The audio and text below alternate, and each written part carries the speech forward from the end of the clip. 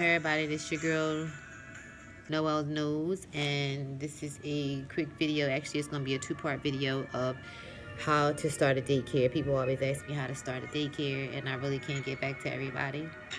So I'm going to run through it real quick. First of all, if you're in the city of Philadelphia or whatever city you're in, you have to go online to your to the city website, and you complete your orientation course now online.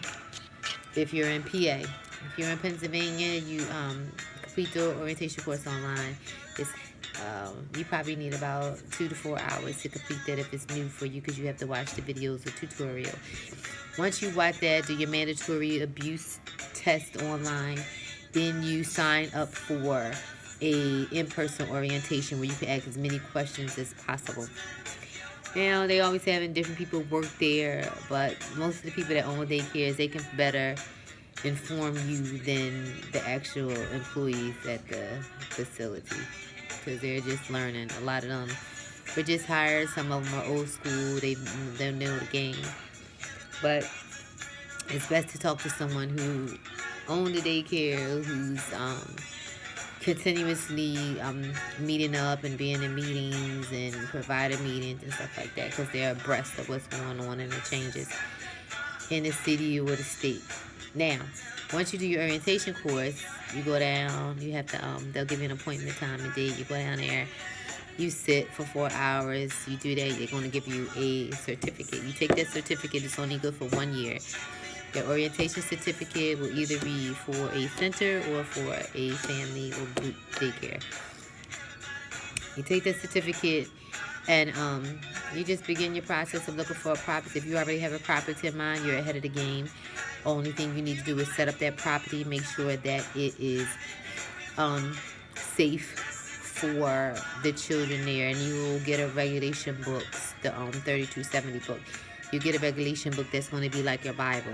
Just set up your property exactly the way that states. I would not get children.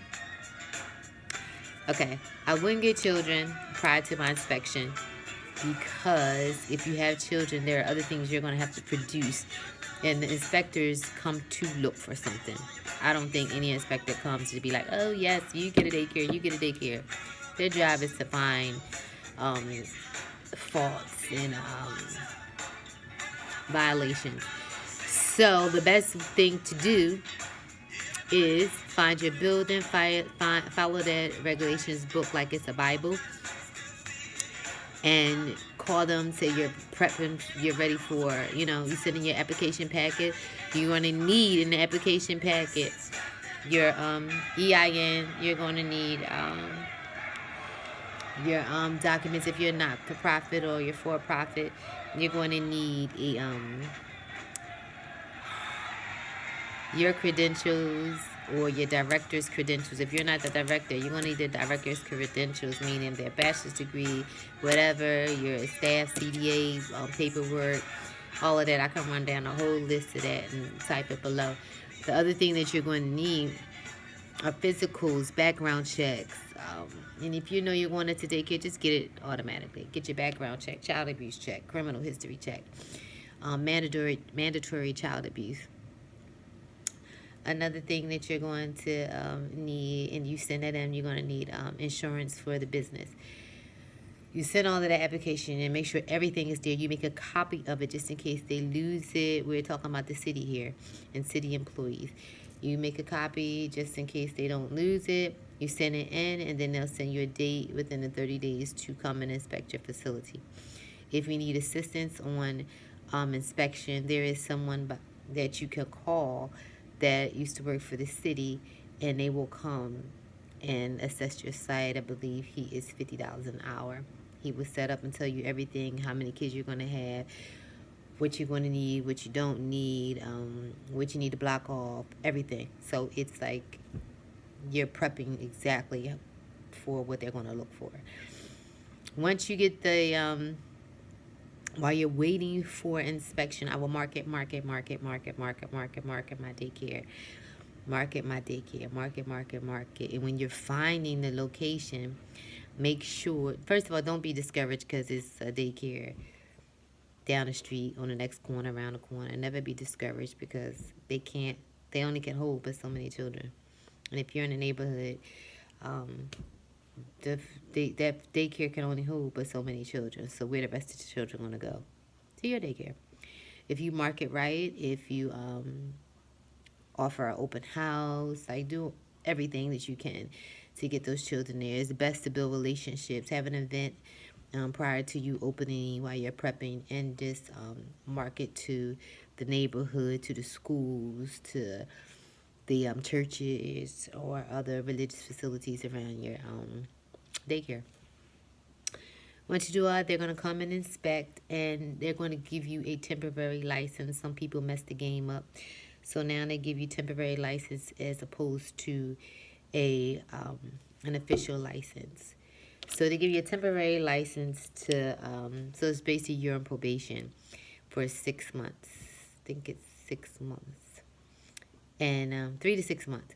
I'll double check, but you're on probation, and then once you pass that term, then they'll give you an official license. If you don't get a violation, you can get official license. If you do get a violation, you have to fix the violation, and then they'll give you a license to daycare. Once you have your license, you can receive Keystone Stars funding. You can receive the food program funding.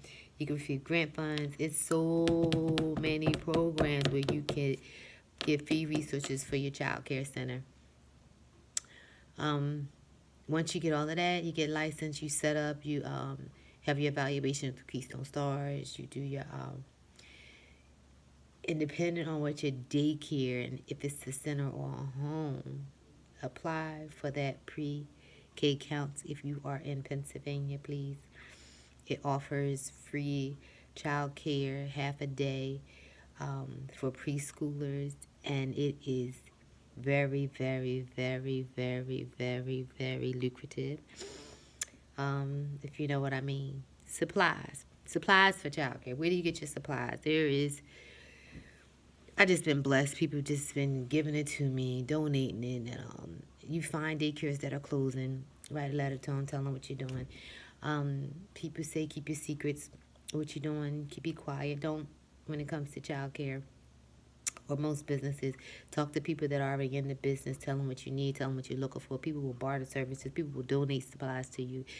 The thrift stores have a lot of childcare items that you can use to set up your daycare. IKEA has a lot of cute items if you want to purchase. Lakeshore, sign up for their magazine. It's expensive, but they're beautiful. There are some nice quality items. Computers. I have resources for computers. If you want a computer lab, we can darn near get the computers for free. I've always been blessed to get my printers, computers, like all that for free. There are companies that would donate laptops to me for free, and computers. I had iPads. I've been blessed. So there's so many resources if you want to open up a daycare. I'm going to try to chop this video up so it'll be easily digestible, and I can really, really, really answer your questions.